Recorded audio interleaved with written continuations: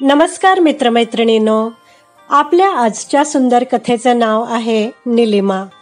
सकाळचे 9 वाजले होते. निलिमाची ऑफिसला निघण्याची वेळ झाली होती.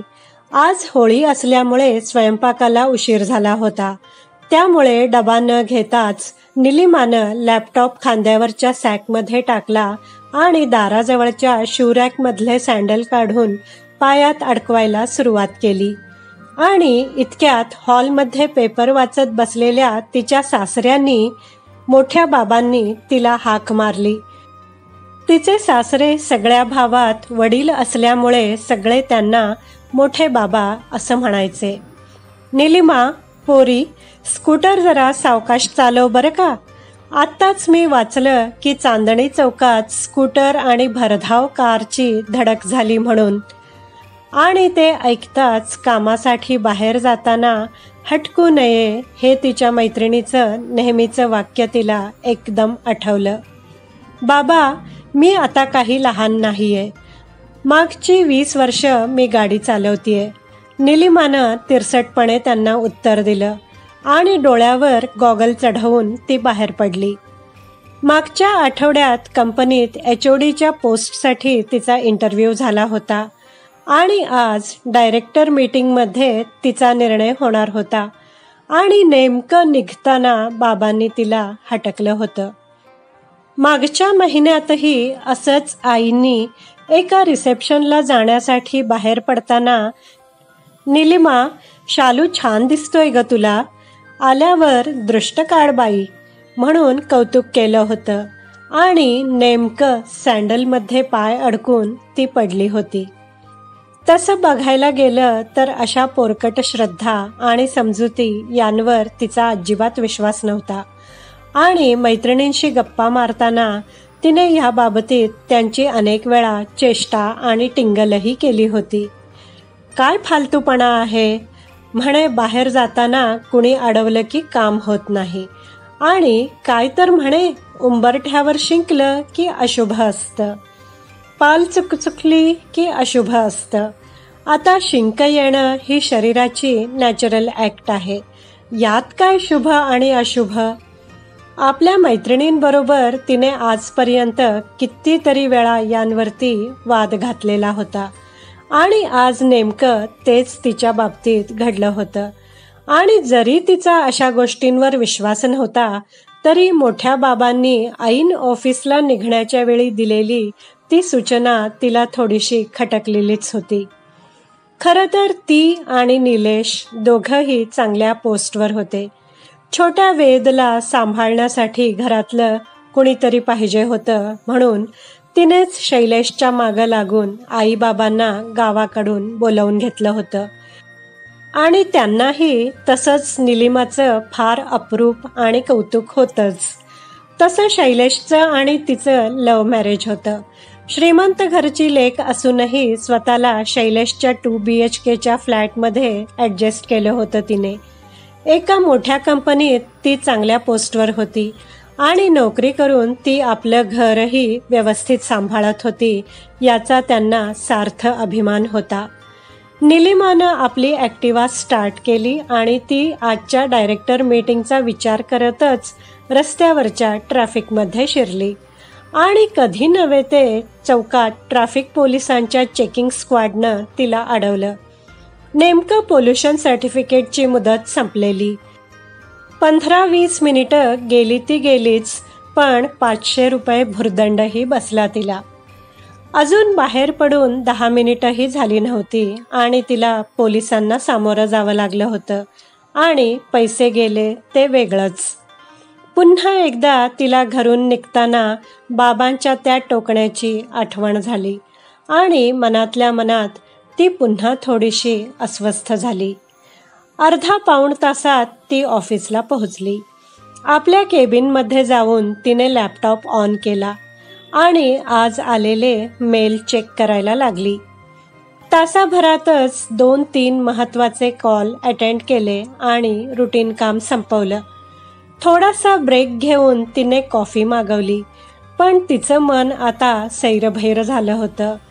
12 वाजता सुरू होणारी डायरेक्टर बोर्डाची मीटिंग अजूनही सुरू झालेली नव्हती. आणि जसजसा उशीर होऊ लागला तशी तिची अस्वस्थता वाढू लागली. न राहवून तिने GMना कॉल लावला. MD सरांचा मुलगा US ला चाललाय.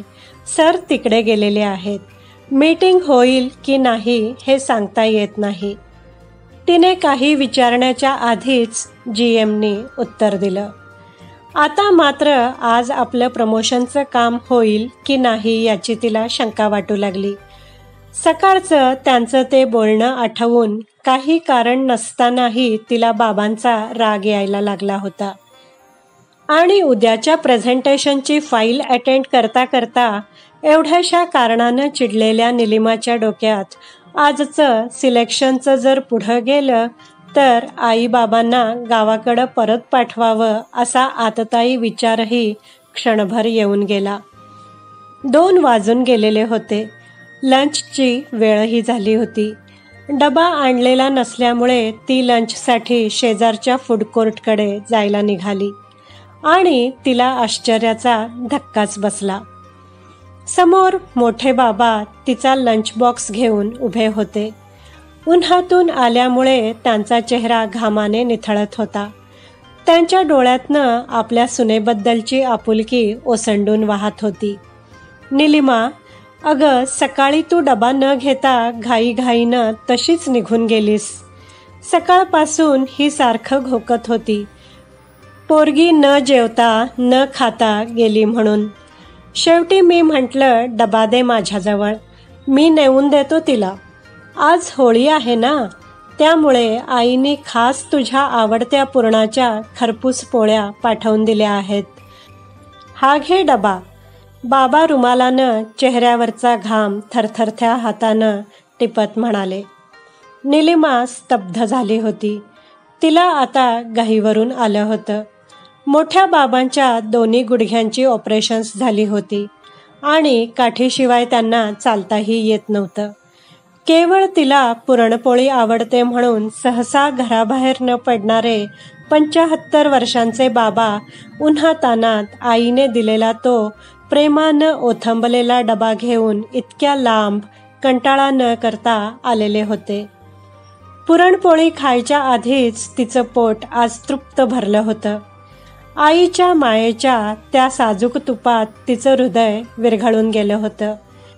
एका अदृष्ट प्रेमाची तिला पहिल्यांदाच जाणीव झाली होती आणि एका पोरकट समजुतीपायी थोड्याच वेळापूर्वी आपण त्यांना गावाकडं परत पाठवण्याचा विचार करत होतो याची तिला आता लाज वाटायला लागली होती. तिनं हात धरून मोठ्या बाबांना खुर्चीवर बसवलं. ओल्या झालेल्या आपल्या पापण्यांच्या कडा पुसल्या आणि थंड पाण्याचा ग्लास त्यांच्या हातात देत ती म्हणाली, बाबा, कशाला एवढ्या उन्हात इतक्या लांब आलात? मी आल्यावर रात्री खाल्ल्या असत्या ना पोळ्या. पण आत्ता सांगून ठेवते, इथून पुढे तुम्हाला कधीही कुठे बाहेर जायचं असेल तर मला फोन करायचा. मी टॅक्सी पाठवून देत जाईन. प्रमोशन हे आता तिच्या दृष्टीने गौण झालं होतं. तिने GMना कॉल लावला. सर, आज मी जरा लवकर घरी जाते. माझे सासरे मला घ्यायला आलेले आहेत. महत्त्वाचं फॅमिली काम आहे. तशी गरज असल्यास मी ऑनलाईन असेलच. सॉरी. तासाभरात तिने समोरचं काम आवरतं घेतलं आणि बाबांना घेऊन ती निघाली देखील. बऱ्याच दिवसांपूर्वी तिला बाबांनी डोळ्याचा नंबर चेक करायचा आहे असं सांगितलं होतं. जाता जाताच तिने नंबर चेक करून नवीन फ्रेम करायला टाकली आणि आईसाठी एक छानसा गजरा विकत घेतला. घरी पोहोचेपर्यंत संध्याकाळच झाली. सोसायटीच्या होलिकोत्सवात ग्रुपमधल्या मैत्रिणींबरोबर तिने भाग घेतला. सकाळचं मोठ्या बाबांबरोबरचं आपलं बोलणं तिला आठवलं आणि तिला ओशाळं झालं.